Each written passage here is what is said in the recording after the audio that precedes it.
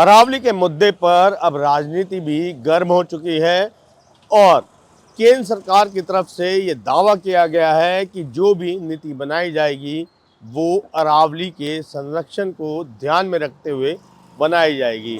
बावजूद इसके पर्यावरणविद और विरोधी राजनीतिक दलों के जो नेता हैं वो केंद्र सरकार के मत से सहमत नहीं है और उनका कहना है कि जो भी नीति बनाने की कोशिश की जा रही है वो सीधे तौर पर अरावली को नुकसान ही पहुंचाएगी। इस विषय पर पर्यावरणविद और अन्य दलों के जो नेता हैं वो क्या कहते हैं हम आपको ये दिखाने जा रहे हैं।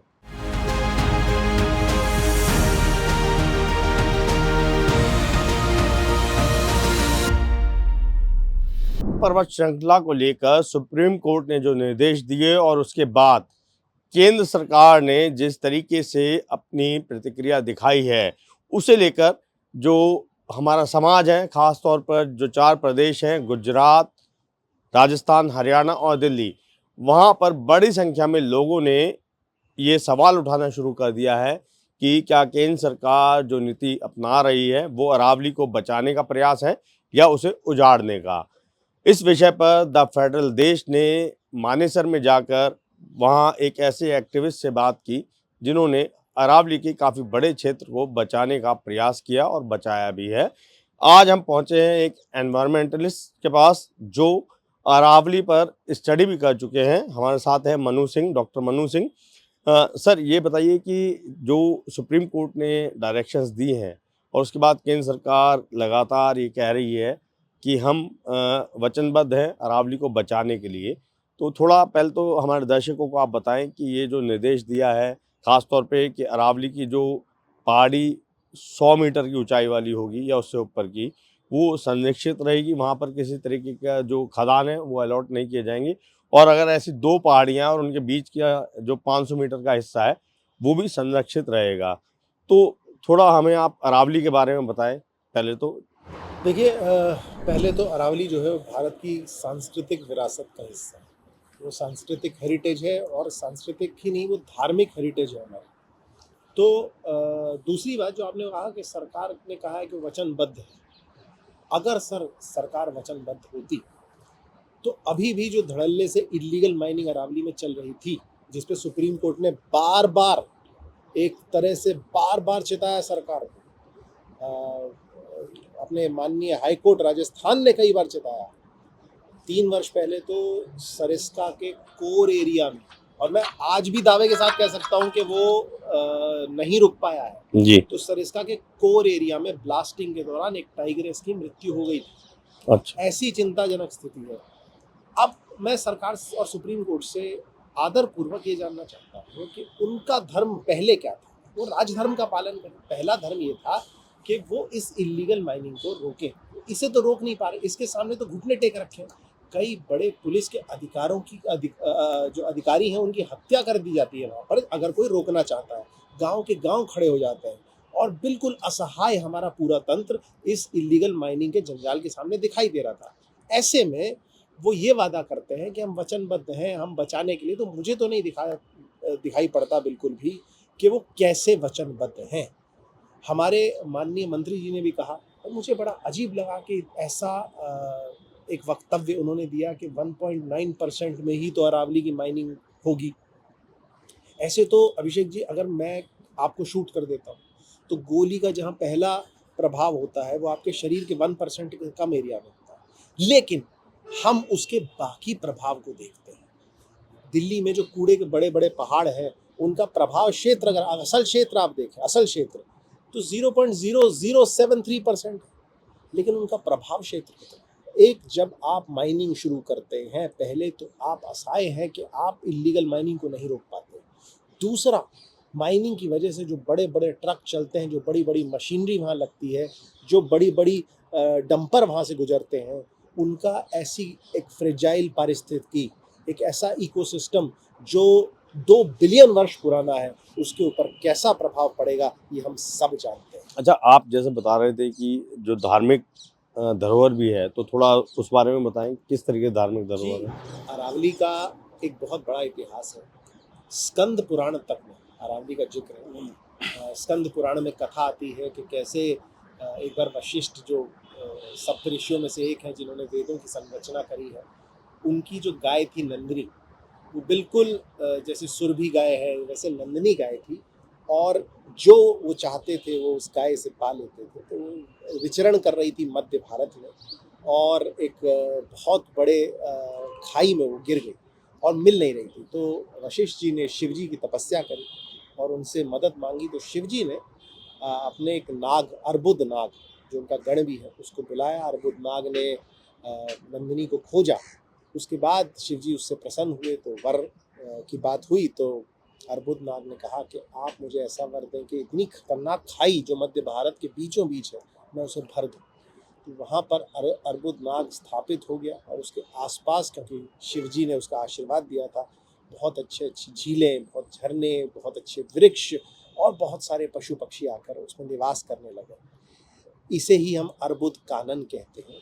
इसी को अगर आप वन पर्व महाभारत में जाएं तो पांडवों का प्रिय क्षेत्र था, जैसे पांडुपुल मंदिर भी वहीं है, इसको हमने अर्बुदारण्य कहा था। यही अर्बुदारण्य नाम बाद में अरावली नाम से प्रसिद्ध हुआ और आज प्रसिद्ध है। तो ये हमारी सांस्कृतिक, हमारी एक सांझी धर्म की विरासत है। हमें इसका पूरे मेरे हिसाब से तन मन धन से इसको हमें बचा कर रखना है, संजो कर रखना है। ऐसे फ्रिवलस कानूनों से इसे बचा के रखना है। अच्छा, जैसे सुप्रीम कोर्ट ने कहा है कि जो 100 मीटर की ऊंचाई वाले जो पहाड़ी हैं उनसे छेड़छाड़ नहीं होगी, तो कितनी ऐसी पहाड़ियाँ होंगी जिनकी ऊंचाई जो है 100 मीटर या उससे ज़्यादा होगी? देखिए, मोटा मोटा मैं आपको बता दूं कि अरावली में लगभग 12,048 पहाड़ियाँ जो हैं वो मौजूद हैं। इसमें सिर्फ 1,020 पहाड़ियाँ जो हैं वो 100 मीटर के वाले दायरे में नहीं आती। यानी आपने लगभग 8% अरावली को छोड़कर बाकी पूरा रीजन जो है वो माइनिंग के लिए खोल दिया है। लेकिन उसमें जैसे जो केंद्रीय मंत्री हैं भूपेंद्र यादव, उनका ये कहना है कि 100 मीटर के जो पहाड़ी है उसके इर्द गिर्द 500 मीटर का जो हिस्सा है वो भी संरक्षित रहेगा। तो इसलिए वो ये दावा करते हैं कि पॉइंट क्या 93 या 1.93% का ही हिस्सा सिर्फ खनन के क्या लिए। ऐसा हो पा रहा है कहीं भी? आपने उत्तराखंड में क्या कहा था कि नदी के इतने आसपास हम कोई रिजॉर्ट नहीं बनने देंगे? क्या ऐसा हो पाया? धराली में जब आपदा आई तो कहाँ था रिजॉर्ट? उसके बिल्कुल मार्ग में था। तो ये बातें कहना, पहले आप क्रियान्वयन कहीं सक्सेसफुली करके तो दिखाएं, उसके बाद ये दावे ठोकें। अभी भी मैं बता रहा हूँ कि आप गूगल अर्थ में जाके चेक कर लीजिए, कोर अरावली के अंदर माइनिंग चल रही है। बड़े बड़े ट्रक अभी भी सरिस्का जैसे जो बायोस्फीयर है उसके बगल से गुजर रहे हैं। टाइगर्स मारे जा रहे हैं, लोगों पे हमले हो रहे हैं, और ये बात कर रहे हैं कि उसके आसपास 500 काम पर कौन मानेगा आपकी परिधि को? आप तो खुद 2-3 बार कोर्ट में सरकारों ने जाके, मैं आपसे मतलब सिर्फ उनकी सरकार नहीं है, सरकार 2-3 बार मान चुकी है कि वो असह्य रही है ये माइनिंग माफिया के सामने। तो आप माइनिंग माफिया को फिर एक चांस दे रहे हैं। ये मैं पहले चाहता हूँ कि पहले तो आप माइनिंग को कंट्रोल करें, जिस एरिया में वो होती है उसको बिल्कुल उसी कंट्रोल के साथ करें जिस प्रकार वो होनी चाहिए। नहीं तो उत्तराखंड का हाल आप देख लीजिए, मध्य प्रदेश का हाल आप देख लीजिए, आपके अपने अधिकारियों को किस प्रकार, ठीक है, मैं सरकार को सीधे तौर पे दोषी नहीं ठहरा रहा हूँ, ये पूरा समाज, पूरा तंत्र ऐसा बन चुका है, लेकिन आपके अपने अधिकारी वहाँ मारे जाते हैं उन गुंडों द्वारा। तो पहले हमें उसको ठीक करना चाहिए, फिर इसके विस्तार के बारे में हम सोच सकते हैं। अच्छा, और सर अरावली का आपने जैसे जो धार्मिक महत्व है वो बता दिया, अब इकोलॉजी पे खासतौर पे हम अगर दिल्ली एनसीआर की बात करें या इन चारों राज्यों की बात करें तो इसके इकोलॉजी सिस्टम पर क्या महत्व है अरावली का? और ये जो निर्णय है जिसको आप गलत बता रहे हैं या ये कह रहे हैं कि ये नुकसानदायक होगा, तो क्या नुकसान पहुंचेगा? देखिए, सबसे पहले तो आप समझिए कि दो बातें। एक तो साइबेरिया से जो ठंडी हवा आती है वो उत्तर भारत तक रह जाती है, और दक्षिण भारत का अपना एक यूनिक इकोसिस्टम तैयार हो जाता है। इसको रोकने का काम अरावली करता है, पहले हिमालय करता है, ताकि उत्तर भारत में भी उतनी भीषण सर्दी नहीं पड़ती जितनी आप ऊपर वाले देशों में देखते हैं। उसके बाद अरावली करता है, अरावली की वजह से दक्षिण भारत संतुलित रहता है। फिर अरावली में ही जो तापमान का जो क्रिटिकल इकोसिस्टम बनता है, उसी की वजह से मानसून के बादल खिंच के आते हैं। अरावली पे नुकसान होता है तो यानी आप सीधे तौर पे समझ जाइए कि यहाँ पे वर्षा कम होगी, वर्षण कम होगा। तीसरा, जो रेगिस्तान के कण हैं जो उड़ते हैं धूल के, उसको अरावली दिल्ली आने से रोकता है। अब आप देखिए यहाँ का एक्वे वैसे ही कितना विषाक्त है, धूल उसमें एक मुख्य कारण है। अगर अरावली हट गया तो मैं आपको रिसर्च के हिसाब से बता रहा हूँ कि जो अभी स्थिति है उससे लगभग 12 से लेकर 40 गुना तक स्थिति खराब हो जाएगी, यानी दिल्ली तो रहने लायक नहीं बचेगा। चौथा, भूगर्भीय जल जो जितना इन खासकर दिल्ली, हरियाणा, मध्य प्रदेश, राजस्थान, यहाँ पे जितना भूगर्भीय जल है उसका 90% जो पोषण का काम जो कर रहा है वो अरावली श्रृंखला के स्रोत कर रहा है। अगर उनको नुकसान पहुंचा तो हम एक वाटर क्राइसिस में चले जाएंगे। और पांचवा, जो सबसे मुझे खतरनाक लगता है, ऑलरेडी इस साल हमने इस पूरे इलाके को भूकंप की दृष्टि से अति संवेदनशील जोन में डाला है। ऐसे में माइनिंग क्या करती है, इलीगल माइनिंग खास तौर पे, और इस पे जोधपुर यूनिवर्सिटी की रिसर्च भी है कि वो भूकंपीय प्लेटों को भी नुकसान पहुंचाती है, जिससे ये इलाका और अधिक खतरनाक हो जाएगा। तो ये बहुत बड़ी समस्या है, विकरालतम समस्या है। इस पे पूरे जोर शोर से विचार करके सरकार को कदम उठाना। और एक जैसे आप भूकंप को लेकर बता रहे हैं कि अरावली जो है बचाने का काम करती है, तो थोड़ा उसके बारे में और एक्सप्लेन कर पाएंगे कैसे वो मतलब भूकंप रोकने का या भूकंप से बचाने का काम करती है? देखिए, मैं भूकंप डेटरेंस नहीं, लेकिन वहाँ की टेक्टोनिक प्लेट्स कहीं की भी होती हैं, अगर उसमें एक माउंटेन रेंज होती है तो उसे बांध के रखती है, और खासकर ये माउंटेन रेंज जो 2 बिलियन वर्ष पुराना है। अब अगर आप उस इलाके का जो वेट का बैलेंस है, संतुलन है, उसको प्रभावित करते हैं, जो मिट्टी यहाँ पे अभी जो बजरी को लेके भी माइनिंग चल रही है, खनन चल रहा है, उसमें आपने देखा है वो गड्ढे खोद खोद कर छोड़ जाते हैं, इससे वेट का इम्बैलेंस होता है। टेक्टोनिक प्लेट जो है वो भूकंपीय प्लेट, जो भूकंपीय प्लेट होती है वो हिलती तब है जब अंदर का प्रेशर रिलीज होता है, जिसमें वेट का एक बहुत बड़ी भूमिका होती है कि वो उसे नीचे दबा के रखे प्रेशर को, जिससे क्या होता है कोई भी बड़ा भूकंप जब आ रहा होता है तो कम तीव्रता से हमें महसूस होता है।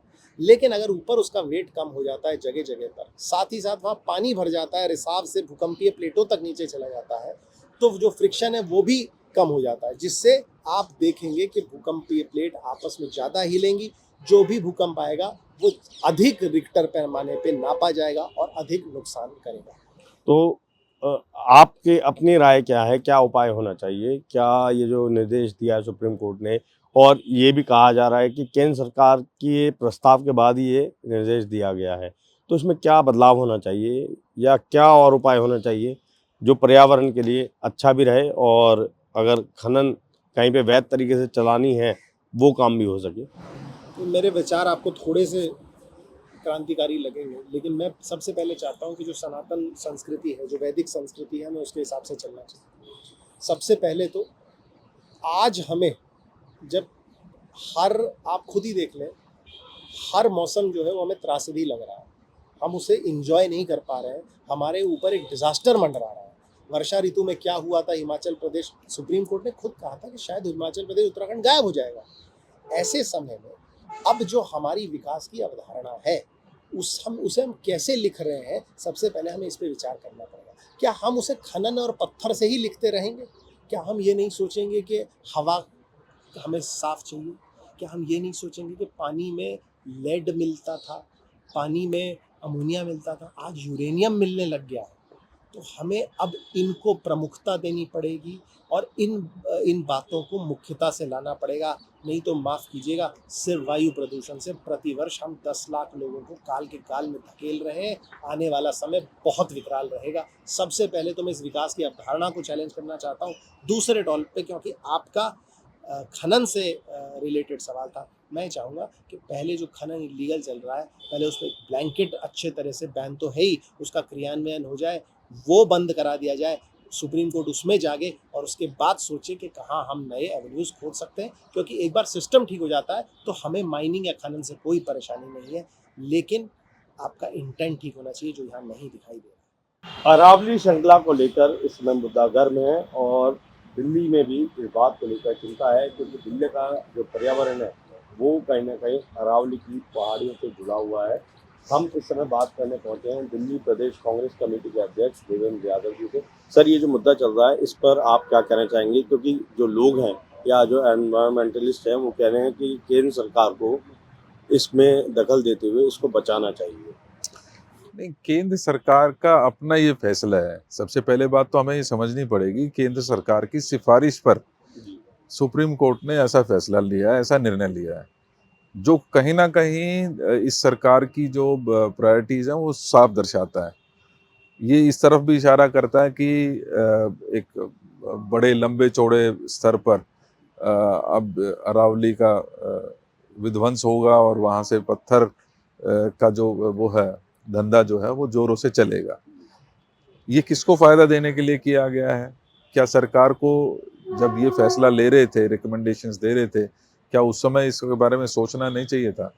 ये सरकार लगातार जो माननीय राहुल गांधी जी कहते आए हैं कि चंद व्यापारियों के हाथ में खेल रही है और इससे निश्चित ही जो दिल्ली की जनता है या देश की जनता है वो कहीं ना कहीं बहुत भारी नुकसान झेलने को मजबूर है।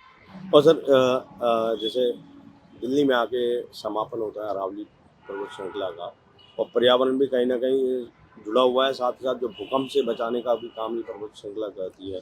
तो अगर ऐसा होता है तो क्या नुकसान आप सोच रहे हैं या देखिए, एक क्या तरफ देख रहे तो हैं आप? हम लगातार पेड़ बढ़ाने की बात कर रहे हैं, नेचुरल रिसोर्सेज को बचाने की बात कर रहे हैं, और दूसरी तरफ अरावली श्रृंखला जो हजारों साल पुरानी श्रृंखला है, सबसे पुरानी हिमालय से भी पहले की पुरानी श्रृंखला है, उसको हम बर्बाद करने के ऊपर तुले हुए हैं।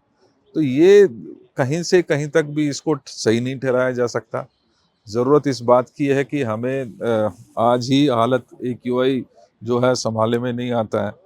आप सोचिए, अगर ये श्रृंखला नहीं बचेगी तो पेड़ लाखों की तादाद में पेड़ खत्म होंगे, लाखों की जो तादाद में जो वहाँ पर वेजिटेशन है वो ख़त्म होगा, और कहीं ना कहीं एक जो ढाल के रूप में रेगिस्तान से पूरे दिल्ली और इसके आसपास के क्षेत्र को बचाने का काम अरावली करती है, उसमें भी कहीं ना कहीं उसका नुकसान होगा और उसका खामियाजा पूरी दिल्ली के साथ साथ देश को भुगतना पड़ेगा। और सर जैसे राजस्थान में तैयारी हो रही है कांग्रेस की कि इसको लेकर एक वो आंदोलन शुरू करने जा रहे हैं, क्या दिल्ली में आप लोग इसको लेकर कुछ विचार कर देखिए, रहे हैं? हमारी चिंता जरूर है और आंदोलन करना पड़ेगा तो हम भी सड़कों पर उतरेंगे, लेकिन निश्चित ही राजस्थान की कांग्रेस है वो वहाँ पर बहुत बड़े तादाद में अरावली का हिस्सा वहाँ पर आता है और उसको सबसे ज़्यादा खतरा है। हम जो पार्टी की लाइन है उसको आगे बढ़ाएंगे और साथ ही साथ जो दिल्ली की जनता की उचित मांगे हैं उनको भी प्रमुखता से रखने का काम करेंगे। न केवल इन 4 राज्यों के लिए बल्कि लगभग पूरे देश के लिए ही, क्योंकि इसकी वजह से इन 4 राज्यों का जो इकोसिस्टम है वो कहीं न कहीं प्रभावित होगा और दिल्ली एनसीआर उसमें सबसे ज़्यादा प्रभावित माना जाएगा। इसलिए एक बार केंद्र सरकार को फिर से इस पर विचार-विमर्श की ज़रूरत है, ताकि जो हमारा एटमॉस्फेयर है वो बचा रहे और जो लोग यहाँ रह रहे हैं वो भी अच्छी तरीके से अपना जीवन जी सकें।